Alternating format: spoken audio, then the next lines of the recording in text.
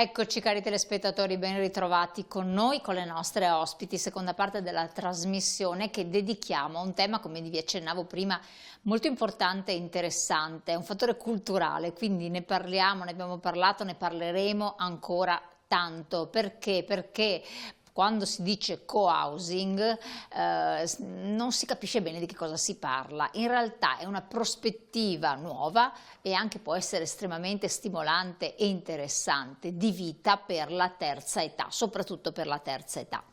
Allora, c'è stata una ricerca molto coinvolgente, importante, con tantissime domande, perché sono state 34 domande, che l'FNP CISL ha posto a molte persone anziane, principalmente i propri iscritti, per capire quanto sia conosciuto, quanto possa essere apprezzato, valutata la prospettiva del co-housing e non soltanto come viene vissuta un po' anche la fase della cosiddetta terza età. Noi parleremo di questo insieme alle nostre esperte, alle nostre ospiti, quindi Maria Trentin, ben ritrovata, dell'FNP CIS del Veneto, che è componente del Dipartimento Sociosanitario, quindi tutte le cose più perniciose le segue, del sociale e sanità insieme, e poi ben arrivata anche Cinzia Bonan, grazie, che è presidente dell'Anteas Veneto, emanazione della CISL, che sostanzialmente va a coordinare circa 200 associazioni di volontariato e di servizio sociale sul territorio e svolge principalmente attività utili per la terza età, quindi ne sa tantissimo. Quindi voi ascoltate questa trasmissione, ponetevi le domande che vi porremo, che sono state poste ai diversi interlocutori, cercate di rispondere mentalmente, poi vediamo gli esiti, ma ascoltate anche le istruzioni per l'uso che vi verranno date nel corso di questa trasmissione. Allora, Maria Trentin, numeri spaventosi, perché sono state oltre 1200 le risposte a queste indagini che avete svolto, che poi sono emerse anche dai congressi, da cui emerge che la non autosufficienza è un problema e che tra l'altro non ha delle soluzioni così facili come potrebbe sembrare, e la prospettiva del co-housing potrebbe essere valutata seriamente, se strutturata, vero? Allora sì, ripetiamo due cose che abbiamo già detto anche in altre trasmissioni: una popolazione che invecchia molto, con patologie anche gravi, perché poi bisogna anche differenziare, no? Gli anziani non sono tutti uguali, c'è chi per fortuna sta bene e ha bisogno delle ferie, di una gita, di una visita al museo, c'è chi invece ha bisogno di altro. Quindi c'è bisogno di una gamma di risposte a seconda delle situazioni. E in una popolazione che invecchia e che in una società che è cambiata molto, noi dobbiamo anche provare a fare delle cose nuove. Allora, se pensiamo che nei nostri comuni ormai circa il 40-50% è composto da famiglie di una sola persona, capite che se c'è un bisogno di assistenza, chi gliela fa? Perché i posti in casa di riposo sono quelli che sono, ci sono ovviamente le cosiddette badanti, ma non sempre è possibile, o a volte hai anche una situazione di passaggio, un periodo, e poi torni ad essere in qualche modo autonoma. Allora si sta diffondendo questa parola che sembra una parola magica del co-housing, che vuol dire vivere insieme, no? Quindi vivo insieme, come qualche esperienza fa con un giovane, vivo a Padova, c'è l'università, prendo uno studente in casa, lui paga quasi niente di affitto, io ho una compagnia, ho qualcuno che se mi sento male di notte risponde.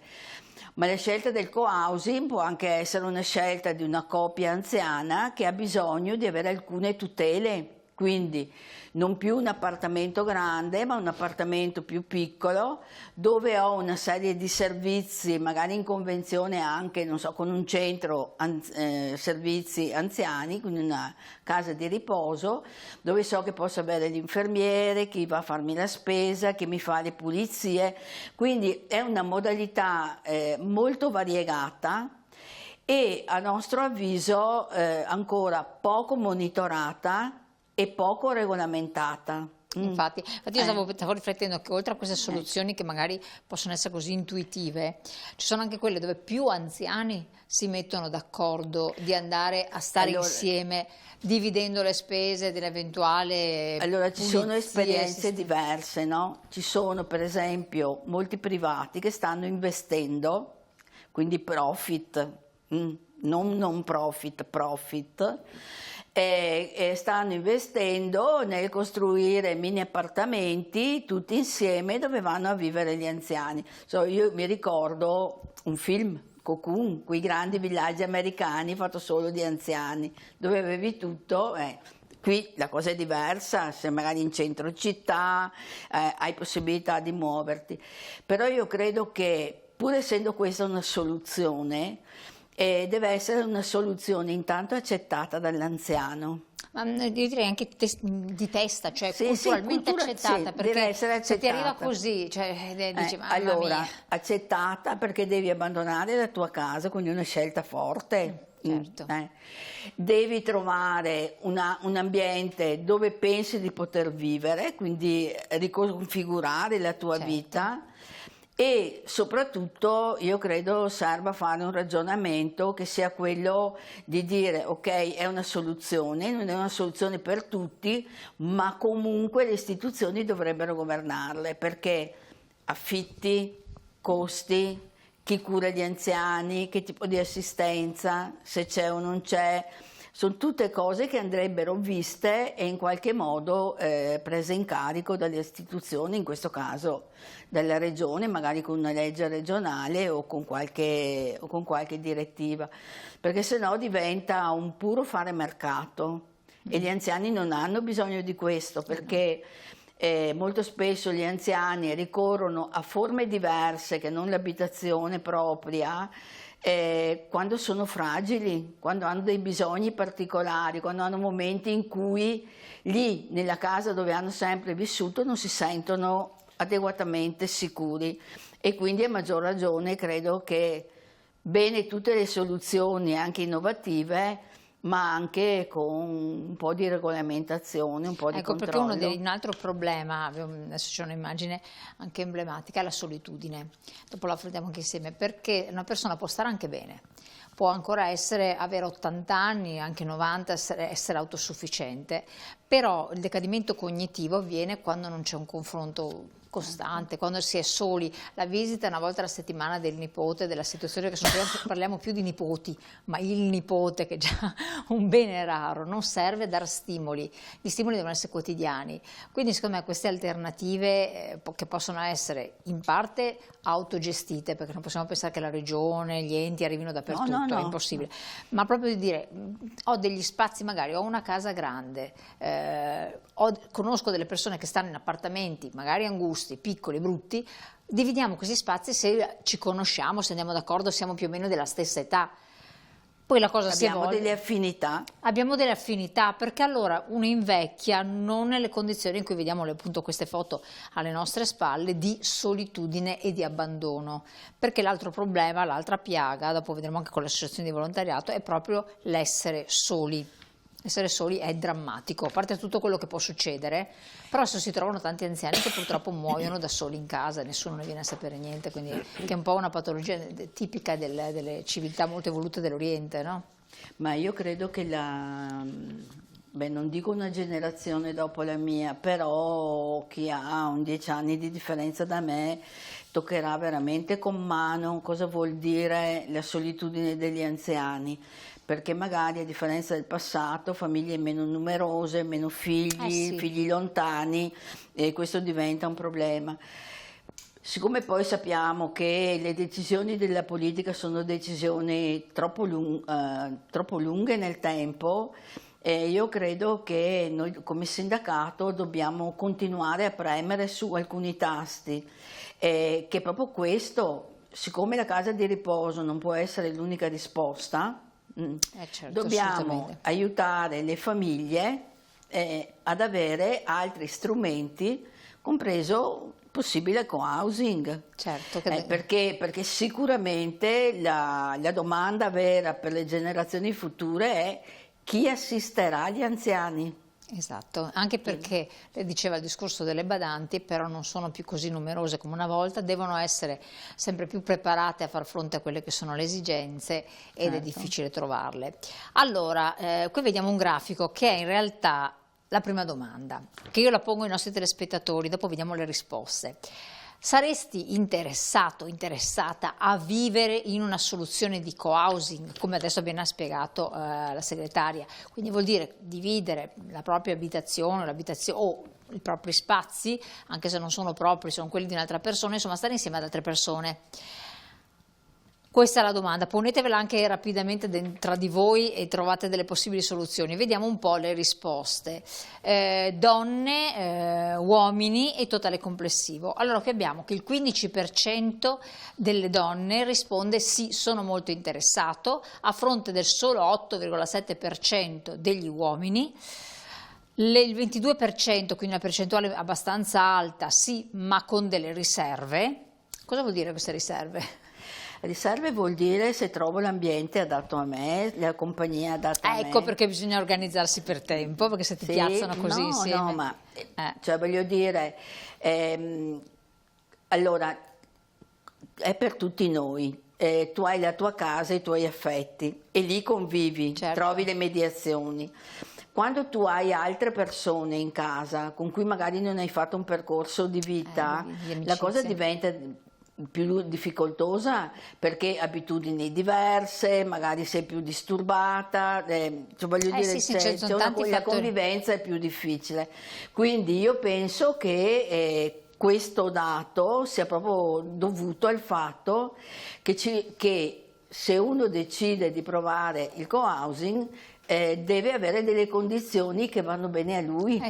Che vanno bene a lui. Per quello di sicuro di più si dice bisognerebbe saper scegliere queste compagnie per tempo. La cosa che a me fa balza agli occhi è, vabbè, a parte non mi stupisce il 57,1% dei maschi che dica non ne sono interessato per niente, perché gli uomini sono quelli un po' più radicati alle proprie abitudini di vita, ma un 22% delle donne, 18% dei maschi e 20% sono numeri significativi che dice non lo so, vorrei maggiori informazioni, quindi non chiude la porta del tutto, ma pone un interrogativo. Potrebbe essere. Può essere perché decisioni così forti le prende se hai una necessità. Quindi c'è sempre un stato di bisogno. Io non riesco per esempio a immaginarmi in un co-housing, ma perché sto ancora bene, ho i miei figli vicino, mia cognata che abita sotto, quindi ancora mi sento in qualche modo dentro un percorso tutelato. Nel momento in cui arrivasse un bisogno sarei costretta e quindi dovrei aprire la mia mente a soluzioni diverse, che è il badante o la badante. Quanti anziani rifiutano una badante in casa? Ecco, la stessa cosa è riferita al co-housing, no? Certo, assolutamente sì, è che con la persona, la badante, ci si affida completamente a questa persona. Sì, ma vabbè, non so se lei ha mai sentito, ma mia madre, prima di trovare quella giusta che è durata 7 anni, si cambiano, ne ha provate 3. Voglio dire, è anche pochissima, 3. No, 3. È databile. Una è andata via perché non stava bene, ma per dire, quando hai una persona estranea alla tua famiglia, al tuo nucleo familiare, c'è sempre qualche complicazione, quindi ci vuole apertura di mente e essere preparati, che può essere un bisogno che devi affrontare, non è così semplice. Allora adesso abbiamo la seconda domanda, poi interrompiamo un attimo con le domande, così fate anche voi delle riflessioni, perché voglio farvi conoscere anche la realtà Anteas, che secondo me è molto interessante. L'altra domanda che vi pongo, voi che siete a casa e che comunque è stata posta come domanda a questi interlocutori: con chi preferiresti vivere in una soluzione di coabitazione? Eccola, vediamola così, di coabitazione. Allora, il 46,8% ha detto, quindi anche voi chiedete con chi vorreste, non dite con i miei figli perché non vale, figli e nipoti non vale. Con persone di diversa età, 46,8%, non ha preferenze il 29%, con altre persone della stessa età un solo 18%, pensavo molto di più, con i giovani un 6,1%. Che però io non metterei, che non sono né validi i nipoti e i figli, secondo me, perché secondo me sfasa tutto. L'esempio che facevamo prima, no? Lo studente in casa. Certo, sì, infatti lì c'è una forma di reddito anche, però secondo me lì c'è la componente, c'è lo studente e tutto, ma non so quanto comunichi poi con lo studente, quanto ti scambi idee, vedute per tenere la mente anche attiva, fare un invecchiamento attivo. Cosa ne dice anche lei? Ma guarda, rispondendo intanto a queste due. Sì, sicuramente appunto il quadro che è chiaro è che ancora per gli anziani di oggi l'idea di andare a vivere con qualcun altro non c'è, oppure non è ancora ben coltivata. Assolutamente, ed è questo però l'abbiamo anche capito. questo un fattore culturale che va assolutamente sostenuto e promosso, perché sarà un bisogno, lo è già in parte, ne stiamo già vedendo appunto tutte le criticità, ma sicuramente sarà un bisogno che negli anni rischia di esplodere, in parte perché appunto la popolazione dei 65 anni anche qua in Veneto, da 1,2 milioni che sono già, rischia velocemente adesso con l'ultimo baby boom degli anni 60 aumentare in maniera esponenziale. Si parla anche di un 20% dei dati appunto delle analisi proprio dell'FNP che ha fatto e quindi arrivare a 1,5 milioni molto velocemente. È un po' come si è detto, perché poi la vita over 65 rischia di essere una vita comunque lunga, perché le aspettative di vita rischiano di essere di 30-40 anni, per cui si sta parlando di un ciclo di vita molto lungo e che in quelle fasi ha bisogno di livelli di assistenza differenziata, che non è soltanto l'assistenza finale di quando una persona non è più autosufficiente, che è sicuramente un livello di assistenza che oggi il pubblico, con tutte le fatiche del caso, ma nelle case di riposo insomma si tenta di dare. È un'assistenza che in tutta quella fase prima, dove si può aver bisogno in momenti alterni, magari per problemi di salute assolutamente temporanei, o per appunto lontananza dei familiari che sempre di più vediamo. C'è, perché anche se i figli non sono all'estero però rischiano di vivere anche lontano da casa comunque, per cui non essere più direttamente interessati. Ma poi a prescindere non è neanche corretto culturalmente che si metta come prospettiva il fatto che il figlio o la figlia, perché poi è la figlia, vada a fare la badante al genitore, perché poi il figlio, la figlia, no, per lo più la figlia, lascia magari la propria occupazione intorno ai 50-60 anni e là siamo spacciati di nuovo. Perché non è corretto, però fa parte della nostra storia e quindi però le storie si possono cambiare. Ecco, ma è per questo che dico che bisogna appunto fare pressione per cambiare la cultura, perché altrimenti per ovvietà tutti quanti tendono a continuare a praticare le stesse strade. Sì, certo. No, più che altro sono i genitori ad avere l'aspettativa, quindi portano a fare certe scelte anche. Sì, allora in parte sì, in parte credo anche appunto di essere, e parlo della mia generazione, genitori assolutamente consapevoli che non si può, nel caso di avere un singolo figlio o al massimo 2, rilegarli anche al ruolo di badanti, perché se i figli come una volta erano tanti e poi non solo i figli ma c'erano anche le nuore che erano predisposte, e perché magari chi non lavorava, chi lavorava un orario, chi era a casa l'altro, insomma la famiglia era costruita da più soggetti che si potevano anche coordinare e tra parentesi organizzarsi per far fronte al bisogno del familiare adulto o anziano. Oggi non è assolutamente più così e in prospettiva appunto, torno a ripetere, velocemente si andrà di fronte a un nuovo paradigma che è quello che la famiglia non può più fare da supporto e che servono pertanto dei supporti. Perché pertanto le associazioni di volontariato sono importanti. Già le nostre associazioni oggi stanno dando delle risposte importanti dove ci sono proprio per un invecchiamento attivo, per contrastare la solitudine, ma per dare anche risposte ai bisogni appunto che possono essere quelli del trasporto sociale, perché se una persona non è autosufficiente non può usare i mezzi pubblici, non può avere il familiare o un taxi che lo accompagna, perché ha bisogno anche di un accompagnatore, non solo di un autista con un mezzo adeguato.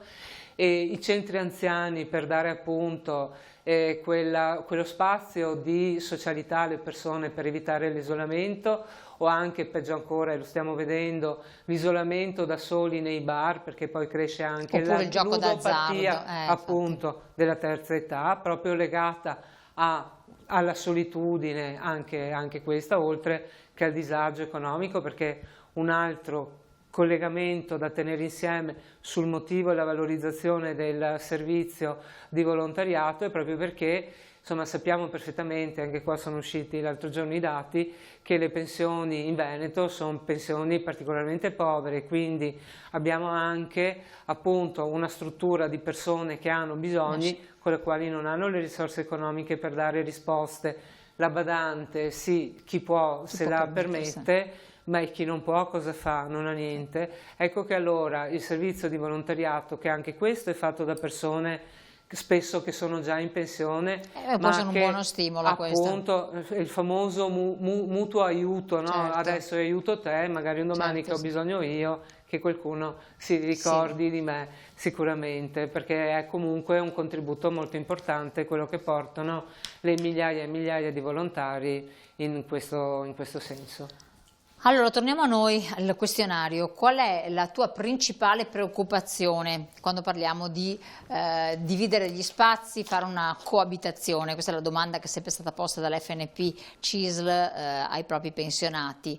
E abbiamo delle risposte, divisione anche qui vedete in rosa, femmine, blu, maschio, totale complessivo. Totale complessivo 53,7%, quindi la metà dice difficoltà di ricevere aiuto in caso di emergenza, quindi quando si è soli si ha paura di, come diceva lei segretaria, cioè ricevere un aiuto in caso di emergenza. Gestione quotidiana della casa e delle necessità personali molto meno, per cui uno dice in qualche modo mi arrangerò, a questo punto si deduce, o se ha risposto così magari un maschio non se ne occupa.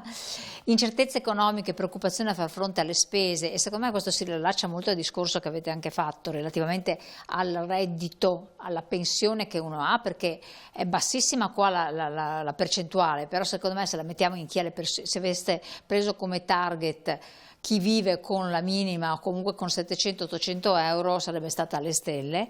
E poi senso di isolamento e mancanza di compagnia, e anche questo non è tanto percepito, ma bisogna capire chi risponde, perché in realtà una tragedia per moltissimi anziani, anche se hanno la badante, è essere soli. La parola. Sì. È essere soli, questo è un dato di fatto. Prego. Ma io guardando il grafico evidenzio due cose che dicono chiaramente la situazione.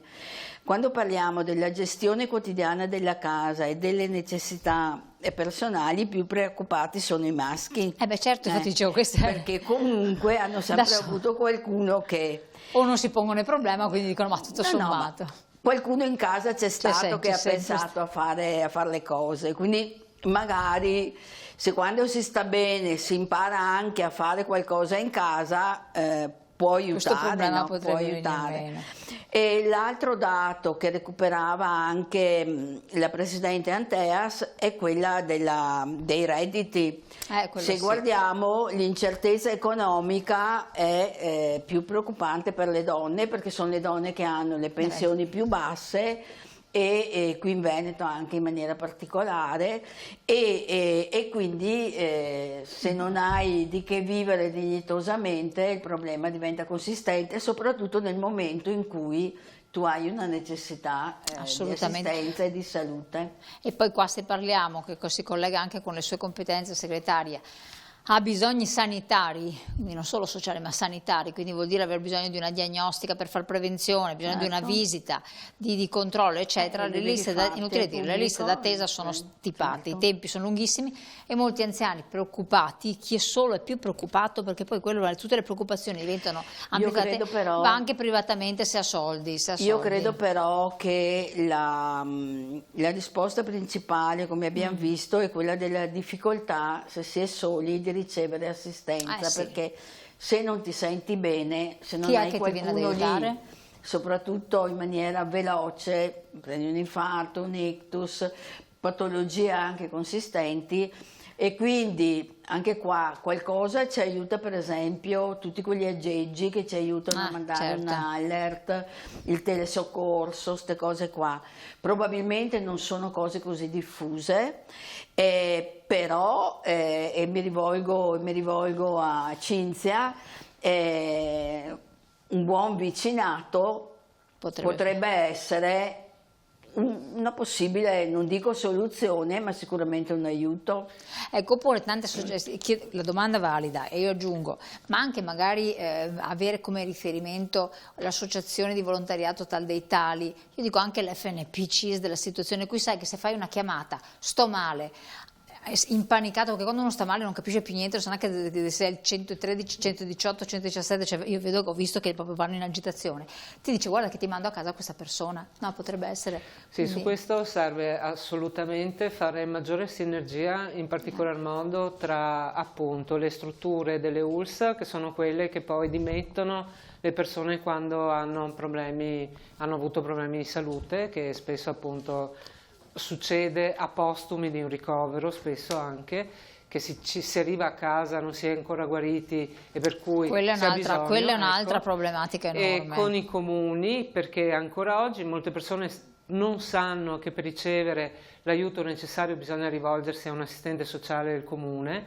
Ma c'è un numero semplice, unico. Che ci sia appunto maggiore sinergia poi tra le assistenti sociali e le associazioni di volontariato, perché noi come associazione riceviamo molto spesso telefonate, chiamo per l'amico, chiamo per il parente, perché appunto il buon vicinato, anche qua, chiamo per l'amico che di solito è anche vicino in casa, no?